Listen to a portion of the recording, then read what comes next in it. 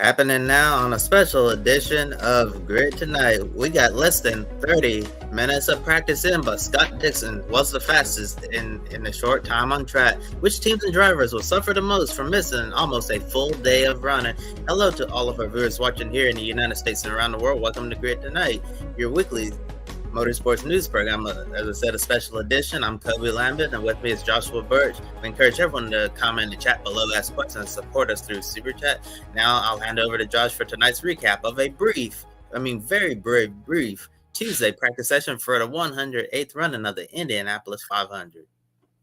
First time I've worn the headset all day, basically, as well. Good evening, Kobe. Good evening, everybody. Yes, only 34 entries this year for the greatest spectacle in racing.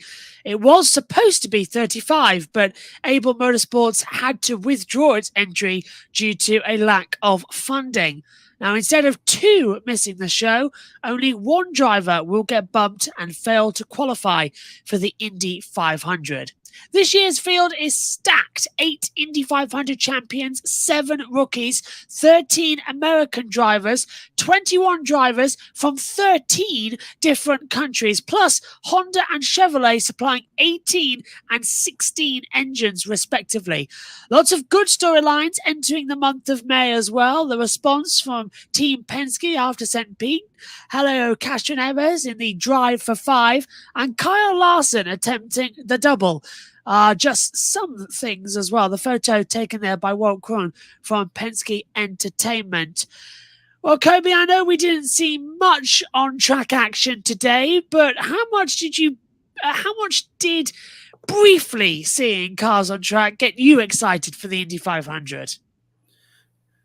Oh yeah, Josh. It was very exciting to see the cars on track. Although it was very brief, but I'm not really sad about today with the lack of running, because I know in the days ahead we're more than certainly going to see cars on track. I know the weather is looking iffy for Fast Friday, and tomorrow it would not surprise me if we saw a delay, because it looks like it could start off wet, and then maybe we could get some run on the back end of the day. But Thursday looks picture perfect for all day running. So I'm optimistic that we're going to be able to get several hours of practice at the very least. But I think it all started with the Sancio Grand Prix last race weekend, seeing the cars, driving over the yards of bricks, although it was in the opposite direction. Just been there at Indy the month of May. It's all very exciting. That's when it really started for me, when I felt the excitement about coming to the Brickyard for the greatest spectacle in racing. But yeah, anytime you get to see them on the 2.5 mile oval going, almost 230 miles per hour heading into turn 1 is very exhilarating. I'm looking forward to seeing what the rest of this week is going to bring. I'm with you there as well, and tomorrow being possibly a damp start as well isn't the greatest of hopes, especially for me being up in the commentary box as well. But speaking of the on-track action, as you mentioned at the top of the show, today's practice session was brief. 23 minutes long, but it did end with Chip Ganassi Racing's Scott Dixon fastest at 229.107 miles per hour, as well, as you can see on the screen alongside me here, and Kobe in the box. Now, Marco Andretti was second fastest, followed by Takuma Sato, Pato O'Ward, and Christian Lundgaard rounding out the top 5. Andretti and Sato are doing a one-off Indy 500 programs as well. O'Ward and Aaron McLaren are working to improve their form.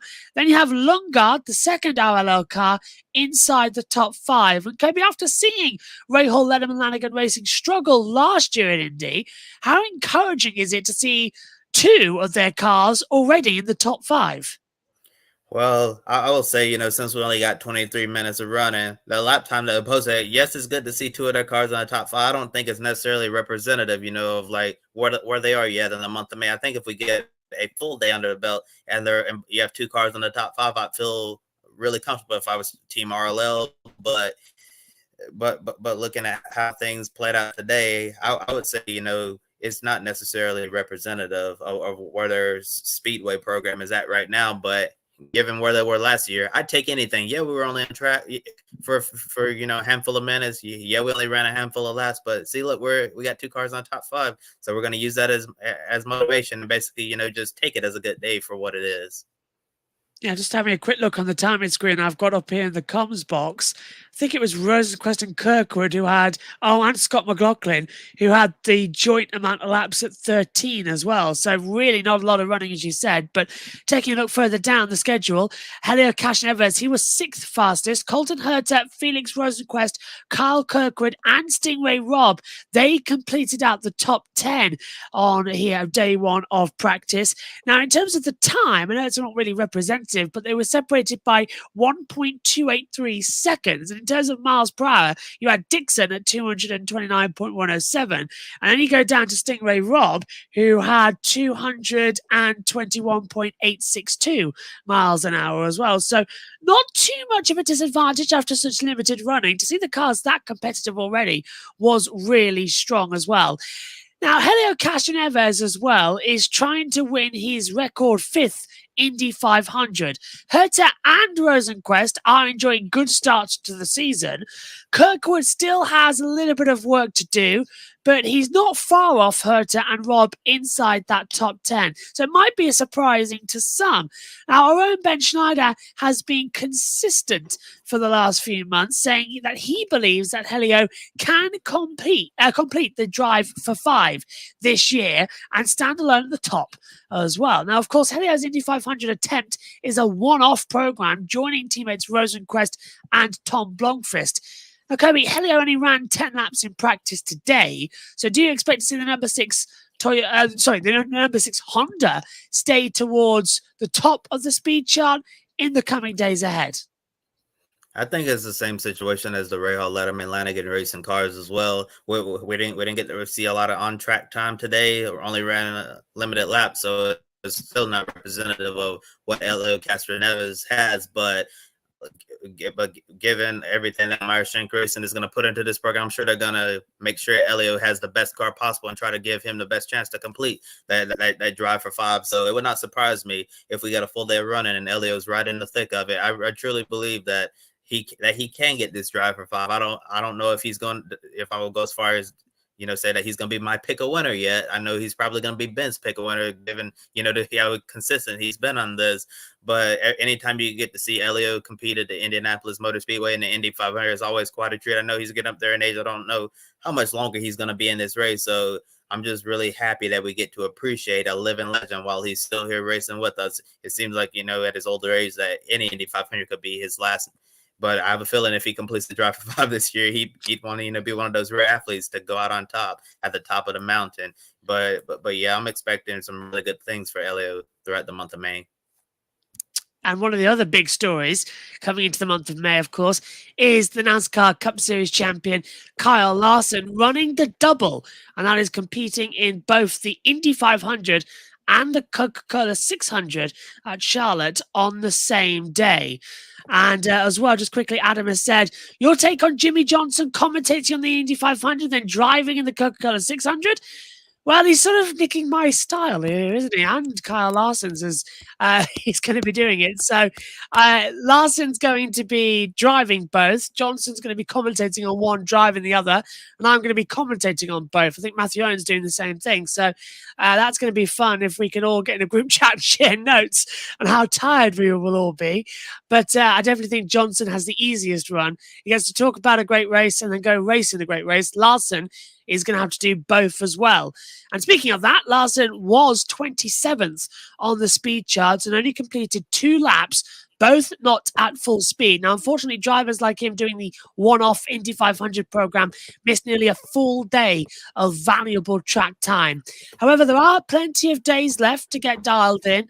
And after the remainder of today's practice session got cancelled due to rain, INDYCAR have announced that cars will be on track tomorrow from 10 a.m. to 6 p.m. Eastern, giving them 2 extra hours of practice time.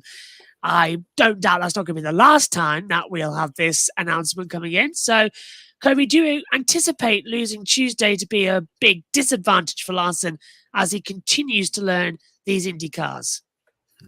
Yeah, I think one of the biggest things that Larson needs right now is to get seat time, to get laps in this car around this track. And anytime you lose an entire day of running. That's certainly very frustrating. He didn't get to complete a single lap at speed today. Only got two posted laps. Just like his install laps, making sure all the system and everything is working, and that was basically it. But he's certainly been preparing hard for this Indianapolis 500-mile race. And he's been looking really good behind the wheel of the car in his on-track test session. So I think, yes, it'll be somewhat of a disadvantage for him, but hey, everybody else is in the same boat with him, and he's not the only driver who's doing a one-off Indy 500 program. So they're right there with him there. So I think that Arrow McLaren, we know that they run a top-notch program. They'll make sure he's as prepared as he can be, especially given the iffy weather situation the rest of the week. If we have limited running, I'm sure that he's going to be perfectly fine. And whenever we're on track and all of that. Yeah, just taking a look at that weather as well. Tomorrow, we've got today we had a 90% chance of rain. That happened. Wednesday's a 70% chance of rain. Friday is at 60%. Saturday is at 50%. But after that, no rain. So really hampering that. Thursday could be good. Friday is questionable. Crucially, the first day of qualifying is critical. Sunday's fine. So we could really start to expect the possibility of the entire schedule start getting just sort of bumped to next week as well. And I wouldn't be at all surprised if maybe we have to do a bit of qualifying, maybe on a Monday. That would certainly be new for INDYCAR as well. It's happened before, of course, that we've had to change days. Of course, Indy 500 has run on even Wednesdays at one point in its past as well. Just to bring you back to that Larson point of view, he completed in the open test, of course, that happened on April the 10th. Now, that day was also curtailed by rain. So they were supposed to have a 2-day test. They had one, and only that lasted less than 2 hours. So they've really not had a lot of laps. Larson had 43 laps total on that day. He did go second fastest on a 226.384. Crucially, yet to get over the 230 mark, but he did do the October test, which enabled him to sort of not have to do the refreshers and rookies orientation program. He did that last year. So he has been over 230, but in 2024, he hasn't. Today's time, as you said, down in 27th place was only, well, I'm trying to find his best time now because it said down here, it's 149.896. So he's got a lot to do, but he was second fastest. 43 laps plus the 2, so 45 laps in total, Kobe. That's just absolutely... It's dire for him, isn't it? He's got to really hope that the car stays reliable throughout the next few days, as you said. Yeah, certainly, and hopefully avoid the last row shootout or anything like that. But but I think McLaren is going to make sure all of their cars don't have to, go to that dreaded last row shootout, because that's not any qualifying session that any driver wants to be a part of. And it's really mind-boggling, Josh, that he only has that many laps around his track in that car. So the weather situation is not playing into his best interest right now. But we'll just have to wait and see what Mother Nature decides to do. And if it does have to rain, I would rather it happen now than on race day, right? Because he has to make it all the way to Charlotte Motor Speedway, and Tony Kanaan is, basically the only reserve option right now for him. In case there's a rain delay and he has to leave and all that, because the Coke 600, as Larson has said himself, that's his priority right now. So racing in the Cup race at Charlotte is what his number one thing is, and hopefully it doesn't come to this, where you have to have Tony Kanaan come in or whatever. We're not even going to think about, a worst case scenario like that. Hopefully race day will be perfectly sunny or cloudy or whatever, just no rain at all. And if it has to rain like this now instead of a week from now. Yeah, just taking a look also, because we've got the results in front of us from the April test. Drivers on that day who didn't get a lap time in due to rain: Kiffin Simpson, Christian Rasmussen, Nolan Segal, Petro Fittipaldi, Marco Andretti, and Catherine Legg. They didn't get any lap times in that day. Catherine today only got 1 in as well. But crucially, everybody else did get some running in, and at maximum, they got a couple of laps in. Under 10, but still some laps to make sure that the car is just shaken down going into tomorrow. Newgarden's time from that open test, 228.811 mile an hour. Dixon's today, 229.107. So that's good news. We were faster than the test in April. April as well. So, some other big news that was announced this afternoon. After much anticipation, the new hybrid engines will finally debut this summer at Mid-Ohio on July the 7th. Now, the new hybrid engine was supposed to debut at the beginning of the season, but INDYCAR postponed the debut because it wasn't ready at the time. On Tuesday, June 11th, INDYCAR will test its new 2.2-litre turbocharged V6 engine at the Milwaukee Mile, one final test before the first race of the INDYCAR hybrid era. Now, INDYCAR President Jay Fryer says that the new hybrid engine will bring a new and exciting element to the series, giving the drivers more overtaking opportunities to enhance the on-track product. Now, given the concerns about the new hybrid engine over the off-season and the delayed debut, is this good news that INDYCAR badly needed? Yeah, given everything what's been in the headline with the push to pass controversy from St. Pete, I think that this is exactly the good news that IndyCar needed to come at the right time. And like we were saying on previous shows, it seems like once we flip the calendar to the month of May, all of the negative headlines and all of the drama that's going on, off and on the track, it basically disappears, and everyone is cordial throughout the month of May, and we get nothing but positive headlines. And then once the month of May is over, then back to your regularly scheduled programming, I guess.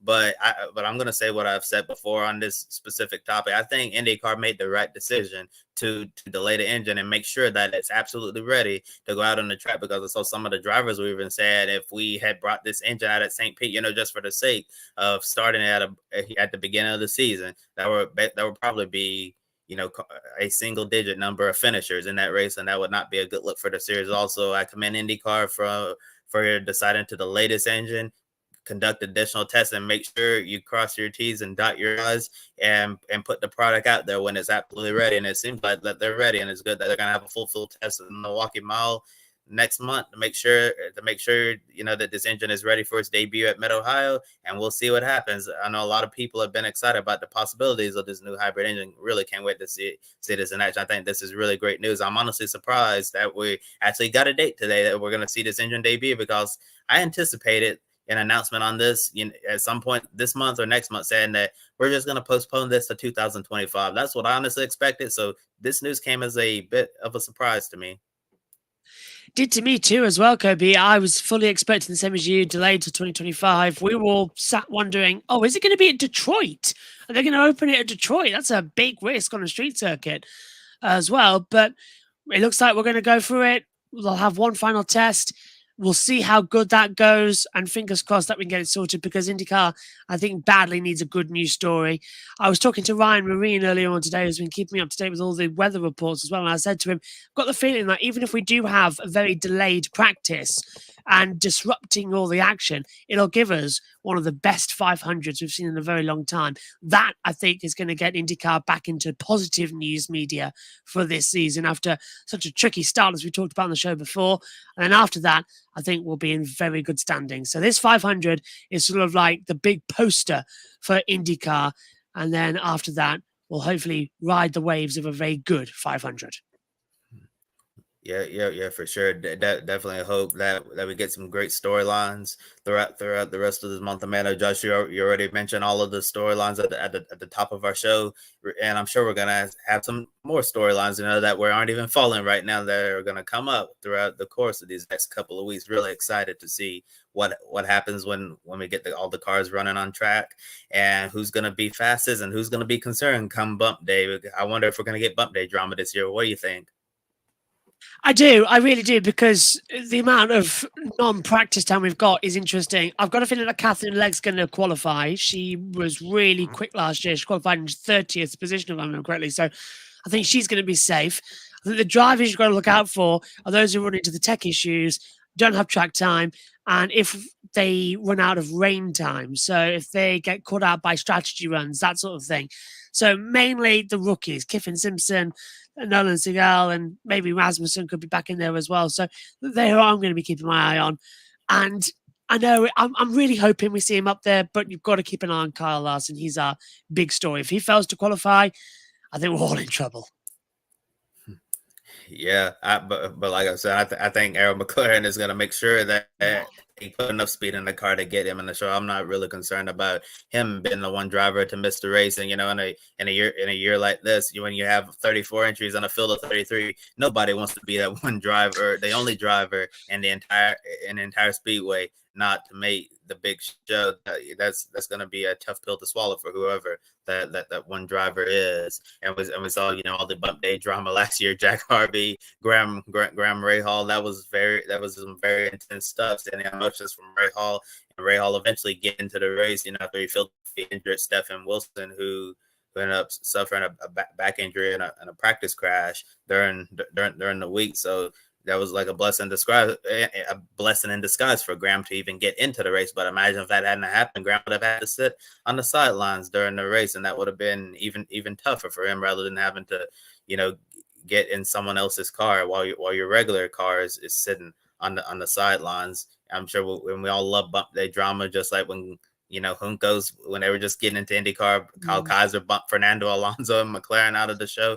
That was certainly one of the biggest upsets of recent time. But like you were saying, Josh, I think if we had to, without any knowledge of what's gone on, in the open test or the brief on track running that we saw today, I think the rookies are probably going to be the ones who could be in most danger of missing the race. But who knows? The month of May is, really surprising. We could potentially see some big names as well who could be in trouble. Imagine what's happening. Team Penske and push the pass thing from St. Pete. If Joseph Newgarden, can you imagine if Joseph Newgarden has to be in the last row shootout? That would be that would be like an unbelievable storyline.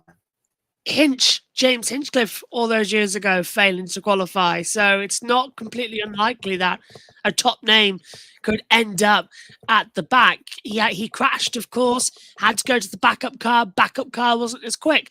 One mistake here. This is why it takes 2 weeks of practice, because one mistake in a car that you put 5 hours worth of data into, and suddenly then you have to swap to another car and quickly set it up for qualifying.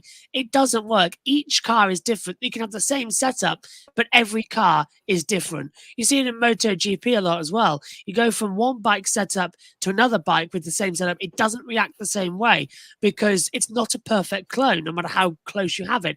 Different components contract different ways. And we saw even last year as well, Catherine Legg had the faster car. We were all sat wondering, are they going to swap it with Graham Rahal? They didn't. They did the right thing, let Catherine go in.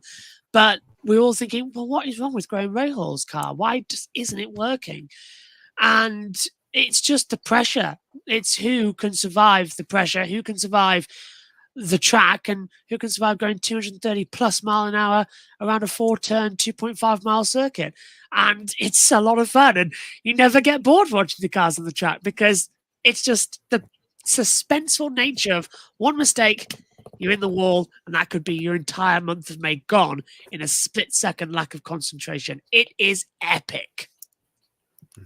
Yes, and I guess that's why they call it the greatest spectacle in racing. It's not just the race itself; it's just the entire week of practice, the qualifying sessions, bump day, see who's gonna sit on the front row. It's just all amazing stuff. Exactly why we're all so passionate about motorsports. And you brought up a great point there, Josh, about just what one mistake can dictate your entire month and how the race goes.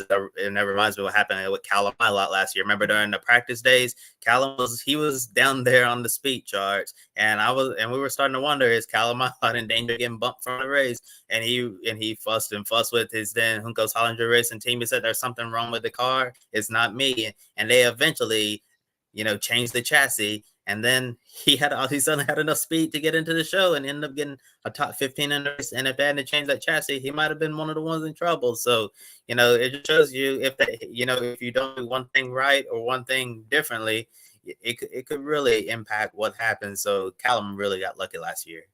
He really did as well. And there was a webcam, wasn't there, in the garage that they turned off. And I think Rahal had one as well. Rahal then went racing. They had some webcams up that we were looking at, especially after Catherine's accident. as well. But Ilott was just moaning and fussing last year. And this year, of course, he's got another shot because he's with McLaren.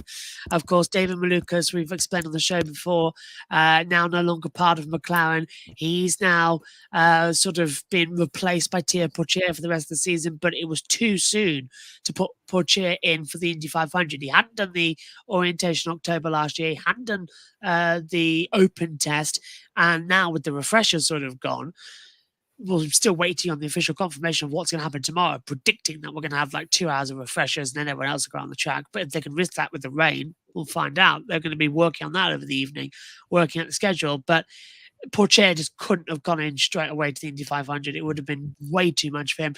McLaren have done the right decision to put Ilott in, who raced at Long Beach, who has got the experience with the car, who also was there, did the open day. Where did he finish on the open day now? Looking down, 22nd place on 221.085 mile an hour. So he's got experience at this track. 24 laps he did. No, I'm right, 24.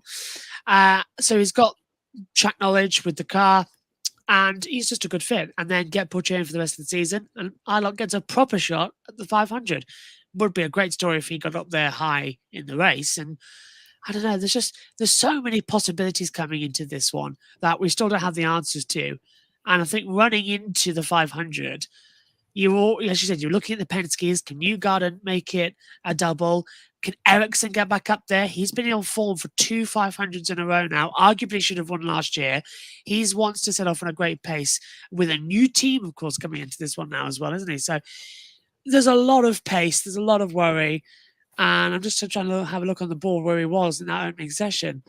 Marcus Ericsson, but he's right down. Don't think did he go out? Have I missed something? There he is. Andretti Global, 28th, P12 overall, and did a 221.778 mile an hour lap time. So Ericsson's coming here with blood. He wants to retake what he feels was stolen from him last year. And we've got Will Power coming back in as well. He wants to win it again. Dixon wants to win. As you say, Castroneves wants to hit the 5. There's so many storylines that we've got to weave into the next 7 or 8 practice sessions, depending on however we go. And I'm looking forward to this one, Kobe. I think we're in for a 500 to remember. Yeah, for sure. And there's definitely something that we say every other year. And it's because it seems like it gets better year after year after year. And I also wanted to correct something. Remember Callum Ilott, he raced in the season opener at St. Pete and the All-Star weekend at the Thermal Club. And it was Thierry Pourchaire who was the one who raced at Long Beach. And I totally agree with the point you were making on Pourchaire, just trying to throw him straight into the Indy 500 without a single oval race under his without a single oval race. That's probably not the best idea. And I noticed, in recent years, that's something that INDYCAR has cracked down on. Is like if you want to race in the Indy 500, they either require do the open test, like Kyle Larson did, or test on another oval. And I know Thierry Pourchaire, he recently tested at Gateway on one of the short ovals on the IndyCar schedule, but something like that, that's not going to prepare you at all for the Indianapolis Motor Speedway. I think that it's good that Pourchaire is going to be in there for the remainder of the season at 96 Chevrolet, because he's going to be able to race at the smaller ovals. He's going to be able to go to Iowa, Gateway, Milwaukee, and then Nashville at the end of the year. So that'll definitely give him the oval racing experience. And if he decides, to make IndyCar his home and there's no spot for him in Formula One, I know he dropped the Super Formula program recently to focus on IndyCar, then he can do the open test in the fall and he will be good to go for next year's Indianapolis 500. So I think that situation has been handled perfectly. Yeah, sorry, completely mind slipped there because I didn't commentate on St. Pete, and I did do the Thermal Club and did Long Beach, and then didn't do Barber as well because I was moving around the series. So I completely forgot that it was that way around. It's been such a messy start to the IndyCar season, but Ilott finished 13th at St. Petersburg, and that's just not me knowing it. It's because Sky have actually re-showed it on the TV pictures up here in the commentary box, the St. Petersburg race. So it kind of is helping me out there a little bit on that respect. But yeah, thanks for that, Kobe. So yeah, it was a great decision. And Pourchaire testing on that oval, I think it was before the announcement came out, wasn't it, that he was taking over full time for this year. Everybody sort of went, yeah, okay, that's what's going on. So he's going to be in for the rest of the season. I was expecting though it to be Pourchaire and Ilott sharing the seats. I did too. To go full time. Yeah, yeah, and also places a lot of pressure on Callum lot because this is like his only scheduled IndyCar race for the remainder of the year. But I'm sure if like something happens to to one of the drivers who are currently in one of the full time seats, he'd be at the top of the list of drivers to call to be a fill-in driver, basically taking on the Connor Daly role. So Callum he has a lot riding on this race. I know he recently just won the 6 hours of spot in the World Endurance Championship over the weekend, which is great for him and Joe Sport in that Porsche in the hypercar class. But I know Callum would love to be back in the NTT IndyCar series full time, and I'm sure it was obviously a crushing blow that he wasn't going to share that number 6 with Teo Porcher for the rest of the season. And it's just it's the only opportunity left, so he needs to have a really good showing in this race to continue to impress these team owners and show that he deserves to be on the grid full time. And I'm with you. I was really surprised, but I also understand from a business standpoint that McLaren probably want to get one driver in there for the rest of the season, so we're not swapping back and forth because like some of the obligations they have with sponsors and all of that. And that was also one of the reasons that they listed, is why they decided to move on from David Malukas because of like sponsors and stuff. I'm sure they don't want the musical chairs. Like we go from Callum back to Teo, Callum back to Teo, and all of that. Yeah, and Carling did that years ago, didn't they? They had Connor Daly for the ovals and Max Chilton for the road courses. Yeah, and that didn't work because we were all confused about who's coming in this weekend, because then they started overlapping a lot, didn't they? Because Connor started doing some road courses and then Max was doing some ovals, and it confused everybody. And then, as we've talked about before on the show, I think when it was announced that Prema were coming in, we talked about Carling and how they came in, made an effort, and then got bumped from the 500. And at the end of the season, they left INDYCAR. Now, of course, Carling Motorsport doesn't exist. It's been rebranded as Rodin Motorsport. And I want to send a special shout out as well to Abby Pulling, who, yes, she's leading the F1 Academy Championship, but here in the UK became the first ever British F4 female winner at the race at Brands Hatch on Sunday. So that was a big, exciting race we were all watching as well that she won. So Roding's doing well, and I wouldn't be too surprised in the near future that if Prema can make a success of it, everyone else in the sort of what is considered the junior ladder series of Rodin, Prema, as well, and ART, if they start going like, oh, okay, let's take a look and see if we can enter an IndyCar team or some more in World Endurance like some of them already do. So it's a feeling that we're sort of opening the door a little bit more for the what is considered junior teams to come in and play with the quote unquote big guys. Yeah, for sure. And on Abby Pulling's history making moment, they can be sure to check out that on a future episode of Women in Motorsports. Also, Jamie Chadwick as well. They're in the Indy next race, getting her first podium in that series, the former W Series champion. Very exciting time for those young ladies. And I believe we're out of time for tonight, so we're going to take a look at our upcoming schedule. We'll be on the air again tomorrow, Wednesday, for our regular Grid Tonight show. Then Thursday and Fast Friday as well to recap Indy 500 practice. On Saturday, Grid Live pre-race at noon Eastern, and then Sunday Grid Live wrap-up. More than likely going to be early in the afternoon to recap the Supercars races from Perth, and also the Emilia Romagna Grand Prix from Imola as well, with the All-Star race that's going to be taking place later on Sunday night. And then Monday, Grid Encore, they'll be recapping the Truck and All-Star race at North Wilkesboro, including the Formula 2 and Formula 3 races at Imola. Please be sure to subscribe to our YouTube channel, and thank you so much for helping us reach 1,000 subscribers. Now on the road to 2,000. Hit the bell icon to get notifications for when we go on the air. Follow all our social media platforms and visit gridranking.com. Take 5 minutes to invest in the Grid Network through Patreon. Join Colin, Mark, Michelle, Robin, David, and Matthew, who invest each month in the Grid Network. We encourage you to join these fine folks who keep us on the air. Once we hit $500 per month, we can start sending our team to the track to cover more races and continue to expand our coverage. Link in the video description. And if you want to make a one-time donation, click the link to buy me a coffee. Get your name on the board and invest as much as you want. Consider buying a specific on-air personality a cup of coffee, and they'll thank you right here on the air. You can also support us by donating during our live streams through Super Chat. For Joshua Birch, I'm Kobe Lambert. Thank you so much for watching. We'll see you tomorrow for our regular episode of Grid Tonight.